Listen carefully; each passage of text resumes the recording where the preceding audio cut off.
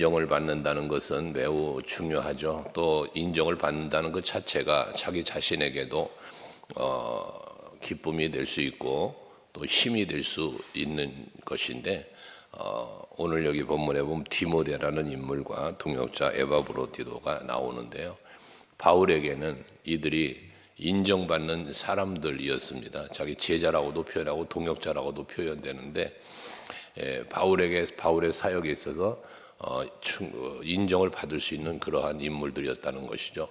우리가 인생을 살면서도 또 신앙생활을 하면서도 마찬가지, 하나님 앞에는 물론이거니와 사람 앞에도 인정받을 수 있다는 것, 칭찬받을 수 있다는 것은 참으로 중요하다. 초대교회도 7 집사를 세울 때도 세움을 받는 일꾼들을 뽑을 때 누구를 뽑았습니까? 지혜와 성령이 충만하고 칭찬받는 사람이다 라고 말씀을 하잖아요. 다윗도 하나님 앞에 왕으로 세움을 기름 부음을 받을 때에 하나님의 마음에 맞는 사람이다, 인정을 받는 거지 않습니까? 이처럼 우리가 인정을 받는 신앙생활을 해야 하겠습니다. 하나님 앞에 인정받으시고 교회 안에서도 성도들에게도 가정에서 가족들에게조차도 인정받을 수 있는 것, 그게 우리의 삶의 복이라고 말할 수 있다는 것이죠.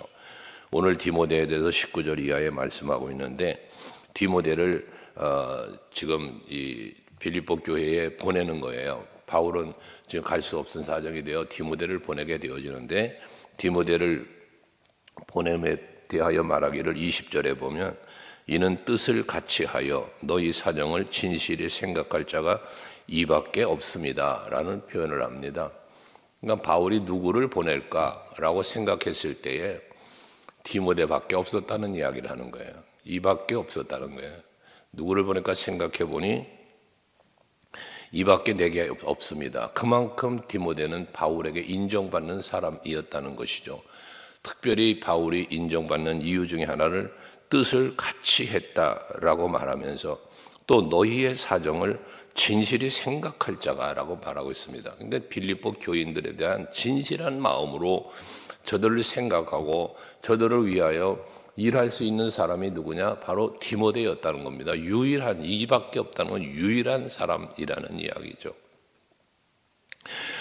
최고의 신뢰에 대한 표현이라고 말할 수 있습니다. 목회를 하면서 늘 말씀드렸잖아요. 무슨 일을 맡기고 연말이 되면 항상 해마다 겪는 일이지만, 이제 새해에 어떠한 일을 누구에게 맡겨야 될 텐데 이걸 누구에게 맡길까? 누가 맡으면 이 일을 잘 감당할까?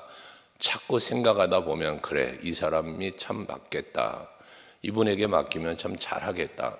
이 신뢰라는 게 있을 때에 그 직분도 맡기게 되고 또 세우게 되는 것 아니겠습니까?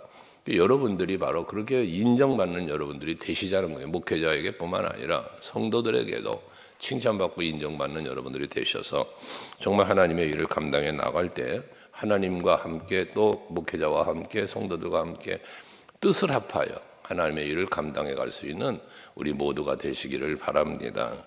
그러면서 21절에 보면, 그들이 다 자기 일을 구하고 그리스도 예수의 일을 구하지 아니하되, 사람들은 자기 일을 찾고 하나님의 일을, 그리스도 예수의 일을 구하지를 않지만, 22절 디모데의 연단을 너희가 하나니 자식이 아버지에게 함과 같이 나와 함께 복음을 위하여 수고하였느니라 라고 말합니다.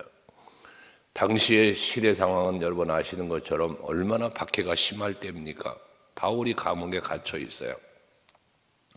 그런 어려움을, 고난을 받는 중에도 이 디모데는 그 고난 중에도 바울과 함께 복음을 위해 수고했다는 거예요. 그리스도 예수의 일, 앞에서 말한 그리스도 예수의 일에 다른 사람들은 관심이 없지만 디모데는 그 일에 적극적이었다는 거죠.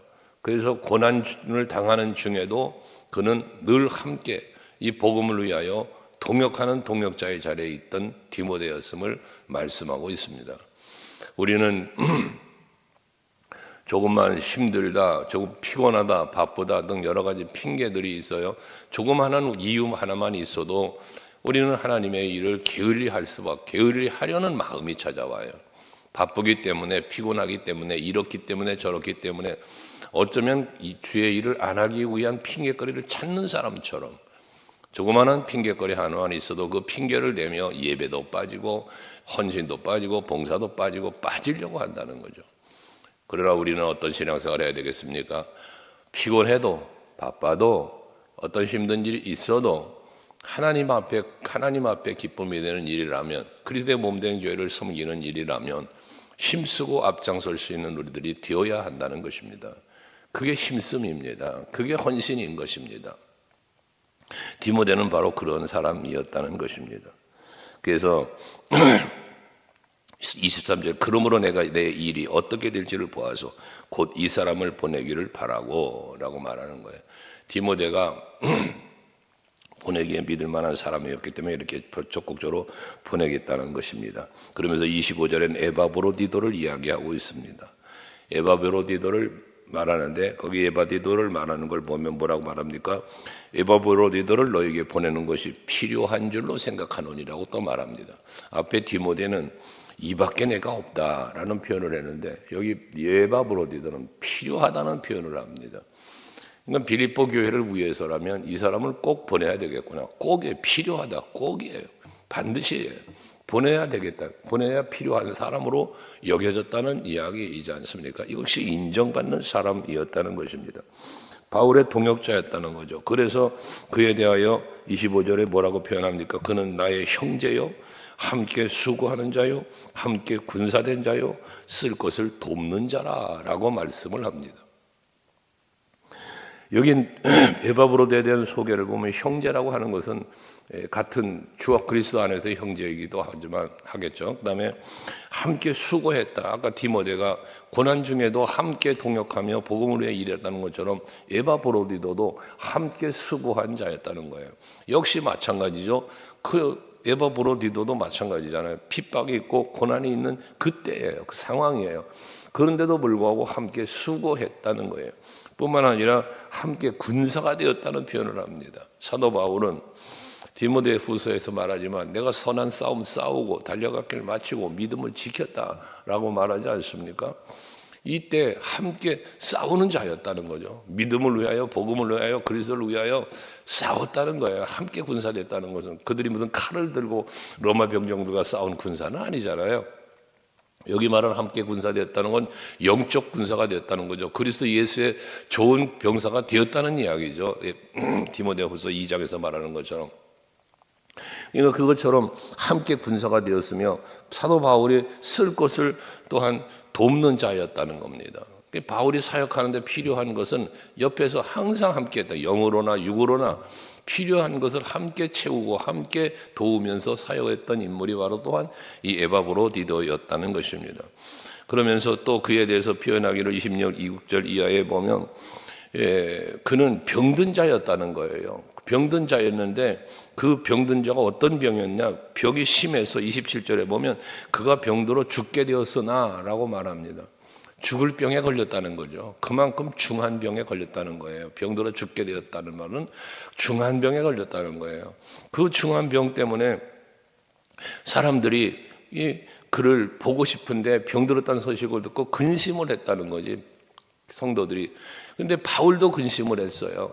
그래서 이 에바브로디도가 병들어 죽게 되어서 이 사람이 죽으면 안 되는데 아프니까 걱정이 되잖아요. 그만큼 병이 들었음에도 불구하고, 그럼에도 불구하고 27절에 보면 하나님이 그를 긍휼히 여기셨고 그뿐 아니라 또 나를 긍휼히 여기사 내 근심 위에 근심을 면하게 하셨다라고 말합니다. 이게 뭡니까? 에바브로디도를 보내는 거예요. 그 투병 중에도 복음을 위해서 헌신하는 에바브로디도가 되었다는 이야기이지 않습니까? 물론 근심을 면하게 했다라고 하는 이 바울의 근심 위에 근심을 더했다고 하는 것은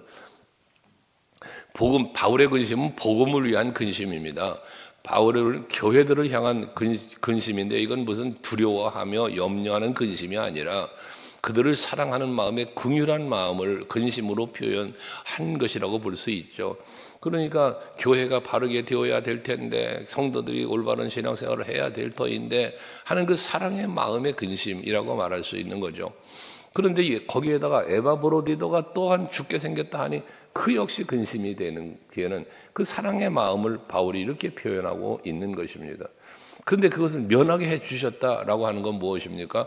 에바브로디도가 죽지 않고 병들어서 죽게 생겼는데 죽지 않고 지금 빌립보 교회에 보낼 수 있는 사람이 되었다는, 그렇게 하나님이 건강을 지켜주셨다는 이야기인 거죠. 여러분, 우리가 빌립보 교회를 사랑하기 때문에, 그 성도들을 사랑하기 때문에 이 에바브로디도는 그렇게 병든 몸을 가지고도 바울과 동역하는 마음도 있지만 그 교인들에게 나아가고 싶은 마음이 간절했기 때문에 그를 보내었다는 이야기 아닙니까? 여러분, 우리가 힘든 일을 만나죠. 슬픈 일을 만날 수 있습니다. 그러나 내가 그럼에도 불구하고 하나님의 일을 하려고 힘쓸 때에 하나님께서는 그 일을 감당할 수 있도록 나의 근심거리를 제거시켜 주시고 힘들고 어려운 문제들도 해결해 주시는 하나님의 은혜가 있음을 우리는 성경을 통하여 많이 배우고 있지 않습니까? 그래서 여러분들에게 늘 말씀을 드리는 것은, 내가 하나님을 기쁘시게 해드리면 하나님은 나를 기쁘시게 해주시고, 내가 하나님의 일을 감당하면 하나님은 나의 일을 감당해 주신다는 겁니다. 여러분들이 주의 일을 하려고 할 때, 힘써 하나님의 기쁨이 되는 삶을 살고자 할 때 살 수 있도록, 그렇게 행할 수 있도록 하나님은 능력 주시고 도움도 주신다는 거예요. 베드로 사도가 누구든지 봉사의 일을 하려고 하거든 하나님께서 공급해 주시는 힘으로 하는 것처럼 하라고 말씀을 하지 않습니까? 우리는 하나님의 은혜를 힘입어 사는 것처럼 하나님의 은혜와 그 능력을 힘입어 주님의 일을 감당하는 것입니다. 여러분들에게 맡겨진 사명, 여러분들에게 주어진 직분과 모든 것들, 또 내가 성령의 감동과 이끄심을 따라 살아가려고 할 때에 그 일을 감당할 수 있는 힘은 하나님이 공급해 주시는 힘이 되어야 한다는 거예요. 그 뒤에 빌립보서 4장에서 말씀하지만 사도 바울도 내게 능력 주시는 자 안에서라고 말하잖아요.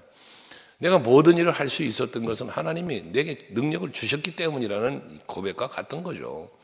오늘도 여러분이 하루를 사실 때에 하나님이 공급해 주시는 능력을 힘입고 하루를 사시고 영적 신앙적 승리할 뿐만 아니라 육체적인 삶의 현장에서도 그 하나님의 긍휼과 능력의 도우심이 여러분에게 복된 삶으로 이끌어 주시기를 주의 이름으로 축원합니다. 이렇게 빌립보 교인들을 향한 사랑하는 마음을 가지고 나아간 그들을 볼 수 있습니다. 바울의 마음도, 이 에바브로디도의 마음도 앞에 디모데의 마음도 마찬가지죠. 그러면서 28절에 보면, 그러므로 내가 더욱 급히 그를 보낸 것은 너희로 그를 다시 보고 기쁘게 하여 내 근심도 덜려 함이니라고 말하고 있습니다. 빌립보 교인들에게 기쁨을 주기 위하여라는 표현을 하고 있습니다. 이건 뭘 말하겠습니까? 빌립보 교인들도 바울이 오기를 기다리고 있어요. 그런데 디모데가 가고 에바브로디도가 가고, 그러므로 인하여 빌립보 교인들의 마음도 기뻐할 수 있게 해주는 걸 바울은 바라고 있다는 거예요. 그러니까 빌립보 교인들을 사랑하고 저들에게 어떻게 하면 기쁨을 줄 것인가를 생각하는 바울의 마음을 볼 수 있는 거고, 또 에바브로디도에 대한 소식을, 병들었다는 소식을 그들도 아니까 에바브로디도가 병들어서 죽은 게 아니라 이렇게 살아있다, 하나님이 건강시켜 주셨다라는 사실을 또한 저들에게 보여줌으로 그들의 마음도 기쁘게 해주고자 했다는 이야기인 것이거든요. 여러분, 우리가 교회 안에서 선한 영향력과 유익한 삶을 살자라고 말씀을 드리지 않습니까? 여러분들께서 많은 사람들이 나 자신의 기쁨을 위하여 사는 경우가 많죠. 내가 기쁘고 내가 행복하고 내가 평안하기 위하여 사는, 그걸 위해서 노력하는 경우들이 많이 있습니다. 근데 교회에서 우리가 예수 안에서 하나 되어진 지체로서 살아갈 때에는 서로를 위하여 살아가는 우리들이 되실 수 있어야 한다는 거예요. 물론 그렇다고 무조건 나를 해롭게 하는 게 아니잖아요. 누군가에게 유익을 끼치고 누군가를 위하여 선한 일을 행하며 선한 영향력을 끼치며 살면, 예를 들어 사랑을 하나만 말을 해도 내가 누군가를 사랑하는 마음을 품고 누군가를 섬기며 살면 그것이 나는 괴롭습니까? 아니잖아요. 그렇게 사랑하고 그렇게 섬기는 나 자신의 마음도 평안한 겁니다. 행복이 있는 것입니다. 사도 바울이 이렇게 고난을 당하면서 매를 맞고 감옥에 갇히고 하면서도 그 마음에 뭐가 있습니까? 기쁨이 있습니다. 왜? 나는 복음의 빚진 자라는 로마서 1장에 말하는 고백처럼 그는 빚진 자의 마음을 갖고 있기 때문에 이렇게 복음을 전하면서 고난을 당하지만 내가 그리스도의 사랑을 전하고 있다는 이 사실 앞에, 내가 그리스도의 몸된 교회를 세우고 섬기고 있다는 이 사실 때문에 그 마음은 기뻤던 겁니다. 여러분의 신앙생활이 이런 기쁨 있는 신앙생활을 할 수 있기를 바랍니다. 우리가 예배를 드림도 헌신을 함도 무슨 봉사일을 해도 기쁨으로 감사함으로 해야 된다는 말씀을 그래서 드리는 거예요. 그것이 여러분 자신의 행복을 위하여 반드시 필요하다는 말씀입니다. 이렇게 저들을 사랑하고 그들을 기쁨을 주기 위하여 일하는 바울처럼 29절 말씀 이하에 보면 너희가 주 안에서 모든 기쁨으로 그를 영접하고 또 이와 같은 자들을 존귀히 여기라고 말합니다. 이 주인의 일을 위하여 헌신하는 사도 바울처럼 디모데도 에바브로디도도 너희들은 존귀하게 여겨야 된다라고 말하는 거 아닙니까? 이런 사람들을 너희는 알아줘라 하면서 그 또 로마서 16장에서도 말하고 고린도전서에서 말하는 것처럼 함께 동역하는 사람들을 너희들은 알아주어라 라고 표현하잖아. 알아줘라. 근데 인정해줘라 말이잖아요. 여기 존중이 여기라고 말하고 있는 것처럼 그런 마음을 우리는 서로에게도 또 있어야 되는 거죠. 우리는 항상 나보다도 남을 낮게 여기면서 그 남을 더 높여주고 평가해 줄 수 있는 우리들이 되어야 할 것도 바울은 권면하고 있는 것처럼 서로를 존귀히 여길 수 있는 우리 모두가 되어야 할 것입니다. 내가 존귀히 여김받고 칭찬받고 인정받는 게 좋은 것처럼 우리는 서로를 또 인정해주고 칭찬해주고 존귀히 여겨주는 그런 우리들이 되어야 할 것입니다. 뿐만 아니라 30절에는 그가 그리스도의 일을 위하여 죽기에 이르러도 자기 목숨을 돌보지 아니한 것은 나를 섬기는 너희의 일에 부족함을 채우려 함이다라고 말합니다. 그러니까 이게 죽게 생겼는데 지금 병들었는데도 불구하고 이 복음을 위하여 일하는 이 에바브로디도의 마음속에 뭐가 있나? 빌립보 교인들에게 부족함을 채우려 한다라는 표현을 했습니다. 그러니까 바울의 마음, 에바브로디도의 마음, 디모데의 마음 속에는 빌립보 교인을 향한 사랑의 마음, 저들을 기쁘게 해주고 싶은 마음, 그리고 저들의 부족함을 채워주고자 하는 마음, 이 마음이 뜨겁게 있었다는 것이죠. 그 마음을 가지고 바울은 보내고 디모데나 에바브로디도는 저들에게 향하여 가고 이렇게 되었다는 것입니다. 그래서 오늘 우리가 오늘을 살고 있는 우리들이니까 오늘에 우리가 이 서강교회를 그리고 한국교회를 우리들이 서로의 영혼을 사랑하는 마음을 가지고 그들에게 교회 안에 날마다 유익함을 주고 부족함이 없게 하기 위하여 내가 헌신할 수 있는 나를 희생할 수 있는 우리들이 되어질 때 그것이 곧 오늘날 에바브로디도처럼 오늘날 디모데처럼 또는 바울처럼 우리가 사는 삶이 되는 것 아니겠습니까?